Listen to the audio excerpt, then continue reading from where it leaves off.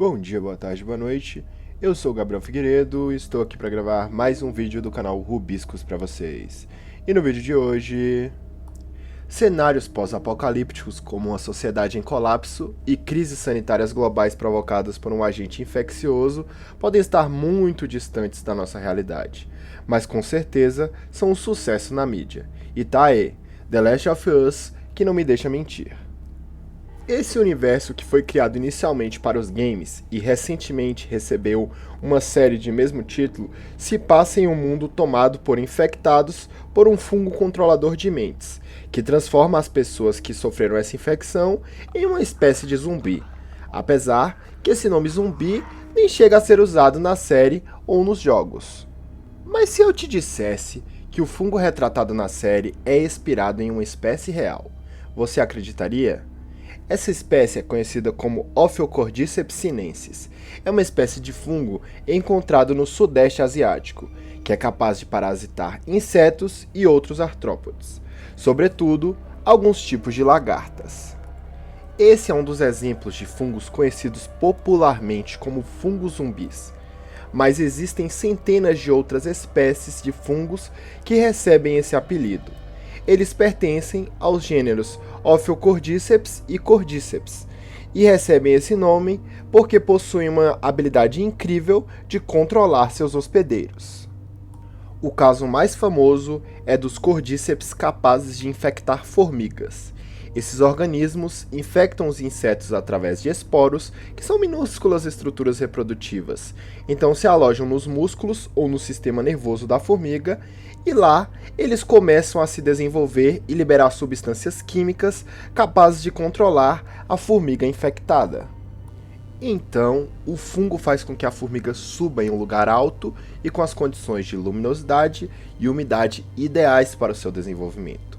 Nesse momento, ainda viva, mas sem controle sobre o seu corpo, a formiga usa suas mandíbulas para se fixar na superfície onde ela está, que geralmente é uma árvore. Então, o fungo começa a desenvolver sua estrutura reprodutiva, que é semelhante a um cogumelo, e lá do alto, ele começa a liberar centenas de esporos que irão infectar outras formigas, continuando assim a proliferação deste fungo.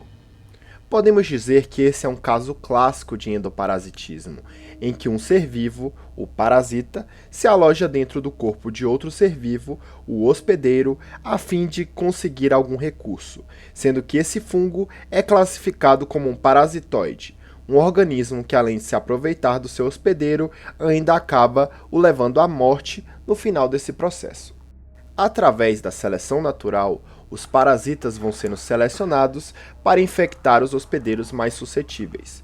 Mas é claro que, devido à diversidade genética dos organismos, em uma população sempre podem surgir alguns indivíduos que são resistentes à ação desses parasitas. Esses organismos vão ter uma vantagem seletiva por não serem parasitados, podendo chegar à maturidade sexual e levando assim os seus genes adiante, tornando assim uma população mais resistente. Mas é claro que não apenas o hospedeiro evolui, o parasita também vai tendo estratégias e genes selecionados para superar essa barreira de resistência dos hospedeiros. Explicamos melhor essa relação coevolutiva no nosso vídeo sobre a teoria da rainha vermelha. Sugiro que vá lá depois dar uma conferida. O Ophiocordyceps sinensis realmente tem um comportamento muito bizarro, mas para chegar a provocar um cenário parecido com o de The Last of Us, é uma coisa mais para ficção mesmo. No jogo, ficamos sabendo que o aquecimento global provocou mutações no fungo, tornando-o capaz de infectar seres humanos. De fato, alguns estudos já indicam que o aquecimento global pode sim estar associado à mutação em organismo e ao surgimento de novas epidemias. Mas dificilmente ele provocaria uma mudança tão drástica neste fungo. O Ophiocordyceps já afeta formigas há quase 50 milhões de anos, e não há nenhum registro de que já tenha sido capaz de infectar algum mamífero. Temos que ter em mente que o sistema nervoso de uma formiga é bem menos complexo que o de um ser humano ou de outro mamífero, por exemplo, e que as diferenças entre esses organismos são tão grandes que é improvável um escape como esse. Mas não é porque não vamos ser transformados em zumbis que não devemos nos preocupar com alguns fungos. Em 2022, pela primeira vez, a OMS divulgou uma lista com os fungos que mais ameaçam a humanidade. Dentre os fungos classificados como a de prioridade crítica estão a Candida albicans, que é a causadora da candidíase oral e vaginal, além da Candida auris, também chamado de superfungo, devido ao seu grande potencial letal e sua capacidade de se alastrar em ambientes hospitalares. As doenças fúngicas costumam ser muito negligenciadas e ainda se tem poucas pesquisas sobre esses organismos.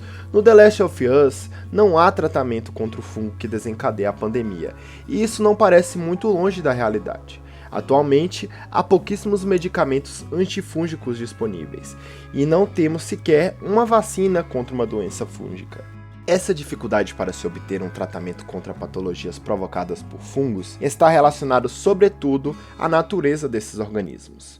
Numa escala evolutiva, podemos dizer que fungos estão muito mais próximos de nós do que de micro-organismos capazes de nos infectar, como por exemplo os vírus e as bactérias. Isso significa que as células deles são bem mais parecidas com as nossas, então é difícil desenvolver algum medicamento que ataque as células dos fungos sem que as nossas próprias células também sejam atacadas. O investimento em pesquisas na área do combate a infecções, não somente fúngicas, mas de outras naturezas, se fazem de extrema importância. Os fundos de investimentos bem aplicados na ciência sempre trazem benefícios para a sociedade, como, por exemplo, na criação da vacina de emergência para o Covid-19. Além do mais, um maior cuidado com questões sanitárias e conscientização relacionadas à preservação podem evitar que essas doenças infecciosas se tornem cada vez mais constantes. E chegamos ao final de mais um vídeo do canal Rubiscos para vocês. Eu espero que vocês tenham gostado do conteúdo de hoje. Nos siga nas nossas redes sociais, compartilhe o nosso trabalho com amigos, familiares ou fãs de The Last of Us. Um abraço e até a próxima.